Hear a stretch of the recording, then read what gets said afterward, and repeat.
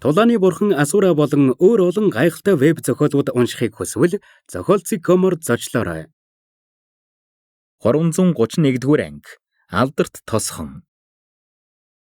Лида тууг аварсныхаа дараа Чүфэн түүнийг жижигхэн хот руу явуулав. Шаардлагагүй асуудлаас зайлсхийж Чүфэн түүнийг шууд хотод нь хүргэж өгөлгүй хотын гадна газардлаа.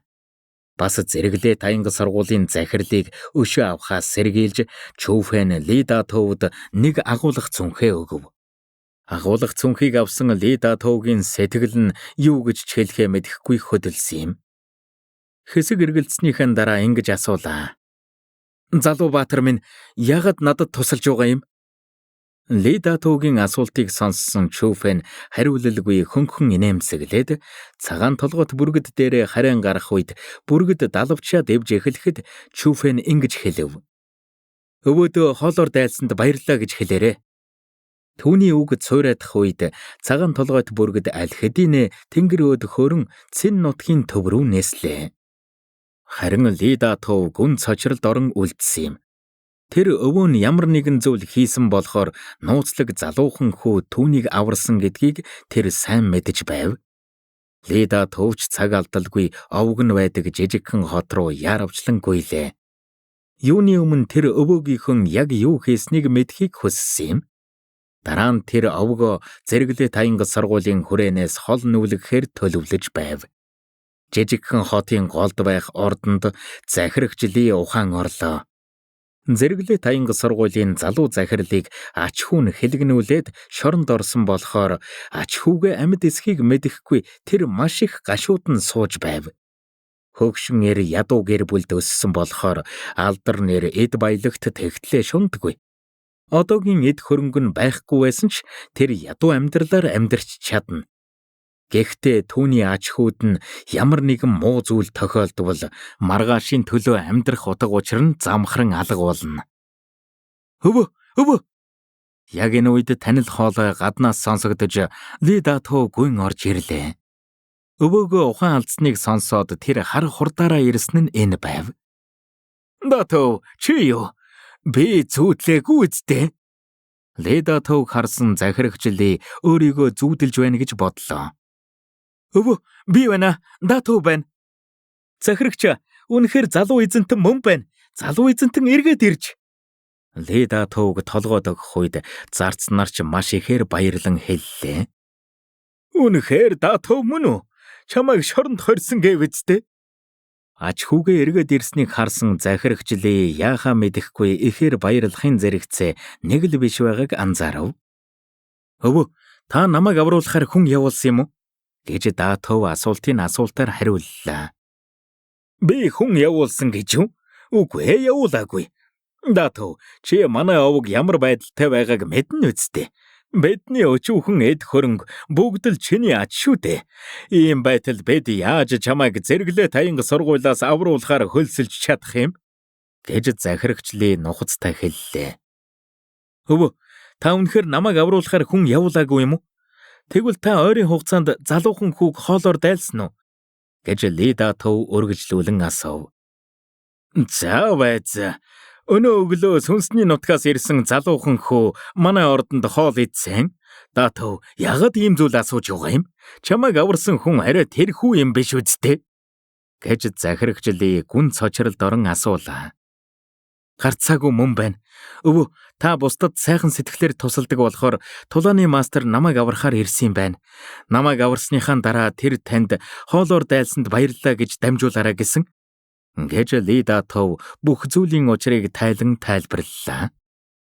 Датуу, саяхан хэлсэн чинь үнэн үү? Тэр залуухан хүү чамайг аварсан юм уу? Гэхдээ түүний нас байж боломгүй. Яг энэ үед захирагч Лигийн царайнд бүрчих цочрол буулаа. Тэр Чүфэний залуухан насыг маш сайн санаж байв. Чүфэн өөрийгөө тулааны урлагаар хичээлдэг гэж хэлсэн ч гэлээ ач хүүг нь зэрэглээ таянга сургуулиас авартал хүчрэхэг байх ёсгүй. Хэрвээ Чүфэн үнэхээр тийм хүчрэхэг бол арай л аимшигтай биш үү? Энэ нь энгийн иргэдийн зүүдэнд ч орохгүй зүйл юм. Захирагч Ли болон бусдын асуултыг сонссон Ли Датов толгоогоо дохин ингэж хэллээ. Тийм ээ, залуухан хүү байсан. Та нарын яриад байгаа залуухан хүү гарцаагүй мөн. Өвөө, та намайг өөрөө ч мэдлгүй аварчихлаа шүү дээ. Ли Датовгийн баталгаажуулахыг харсан хүмүүр өөрсдийн эрэхгүй гүнзгий амьсгаа авлаа. Ли Датовгийн хэлхийг сонссон тэд өнөө өглөө ордонд хоол идсэн залуухан хүү тэдний залуу эзнийг аварсан гэдгийг ойлгосон юм. Гэхдээ хүмүүсийн цочирдсан царайны хажууд 8 тоо шиг сахалтай ир болон бусад том биетэй хамгаалагчдын царайнд маш их айдас тодров. Тэд ёр бусын тулааны мастер руу золтойл дайрч хаагүүдээ баярлаж бас айж байсан юм. Чүфэний зааврын дагуу Ли Датов тэр өдрөө өвөө болон овгийнхныгоо аван жижиг хотоос нүүлээ. Энэ үед Чүфэн аль хэдийн 1000 мангас уул руу орох зорилгодоо хөтлөгдөн замдаа явж байлаа. Цэн нутаг маш том чиглэлээ бяцхан цагаан дээд зэрэглэлийн хурдтай цагаан толгойт бүргэд болохоор Чүфэн хэдэн өдрийн дотор алдарт тосхонд хурж ирэв. Алдарт тосхон гэдэг нэртэй чиглэлээ асар том бүлгэм юм. Улсын дунд хэд хэдэн авраг хотууд байснаас гадна хоорондоо холбоотой байлаа.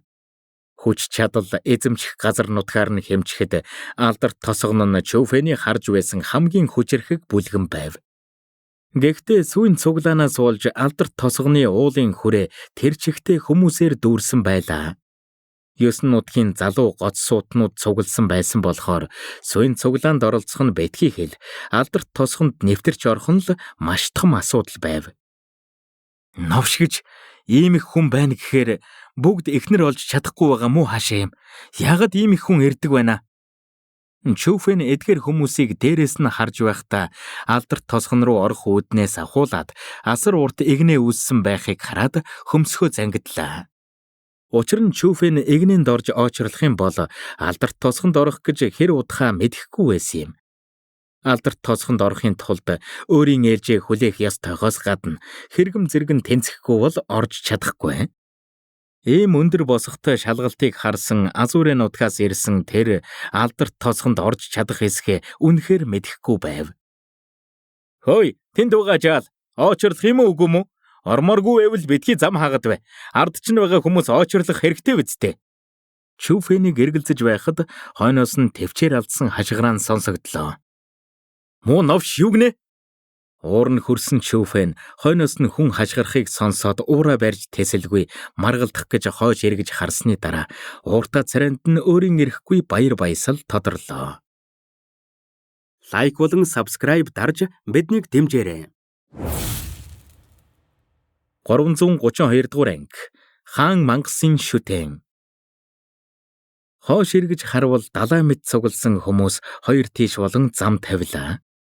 Хүмүүсийн тавьсан замаар алтан өнгөтэй дайны морь унсан хоёр хүн ирж байв. Ахалж явсан нь дундаж насны эрэгтэй байсан ба тэдний аавра Парафаундын дээд төвшөнд хүрсэн байлаа.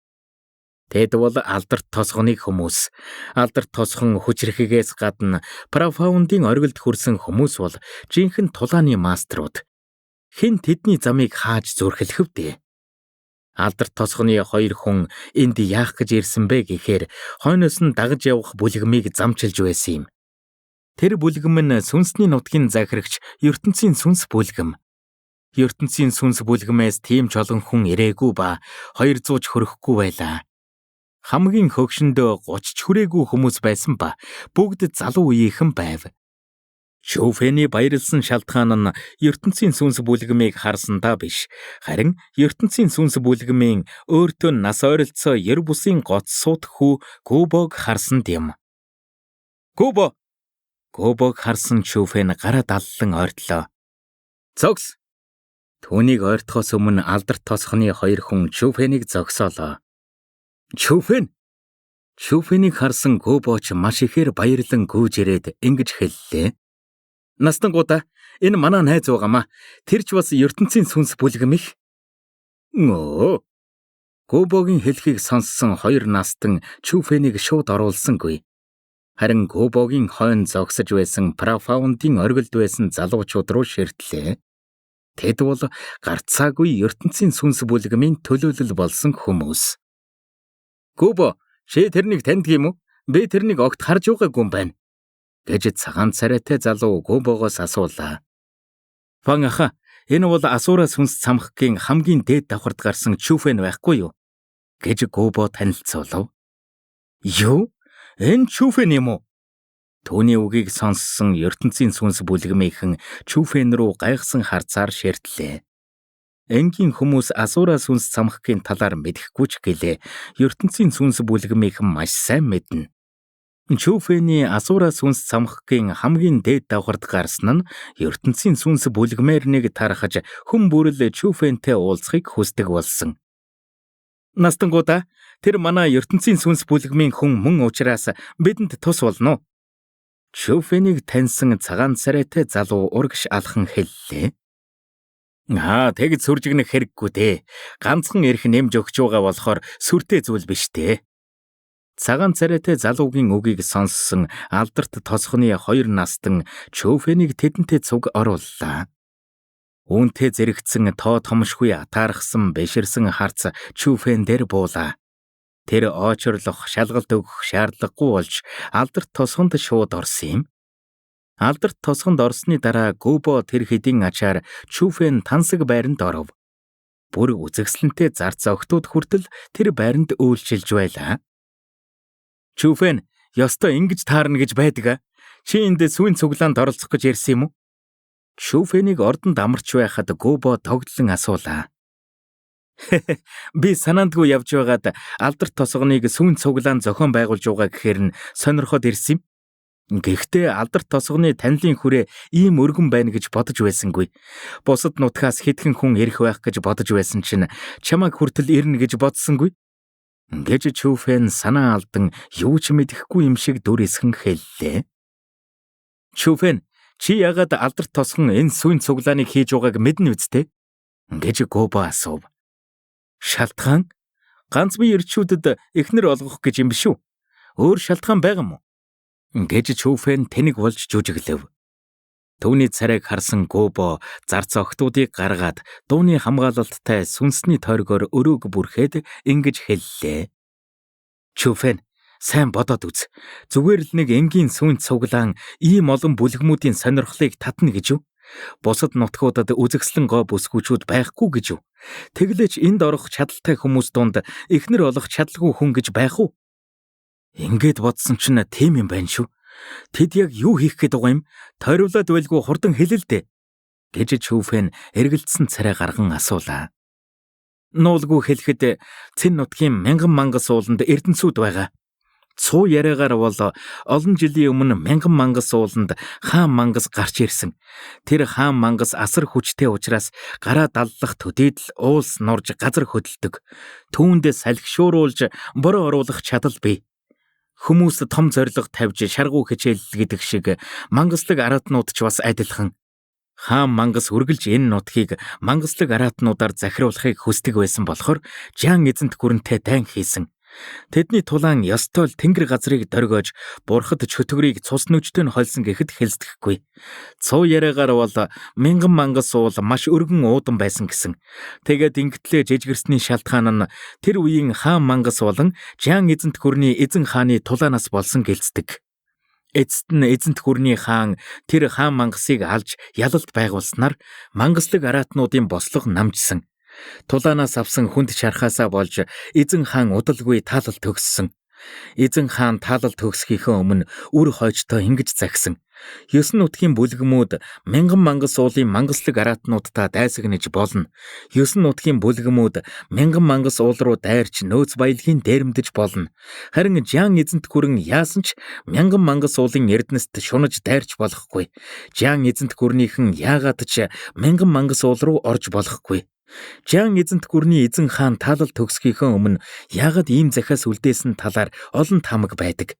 Зарим нь түүнийг хаан мангасын тулааны хүчийг хүндэлдэг байсан болохоор өөд болсныхан дараа үр хойч нь мянган мангас уулын энх тайвныг битгий эвдээсэй гэж хүссэн гэлцдэг. Зарим нь эзэн хаан тэр мянган мангас ууланд муу ёрын зүйл байдаг болохоор үр хойчтой тийш ойртохгүй байхыг загсан гэлцдэг. Гэхдээ ямар ч шалтгаантай байсан гэсэн Жан эзэнт гүрэн ахиж мянган мангас уул руу дайраагүйгээс гадна хагас алхамч ойртоогүй. Хамгийн чухал нь энэ бишээ. Хамгийн чухал нь тэр үеийн хаан мангас тоо томшгүй олон сургуулиуд руу дайрч баггүй хэмжээний нөөц баялагууд дээрэмдсэн. Тэр эрдэнсүүд нь одоо болтол мянган мангас ууланд байгаа.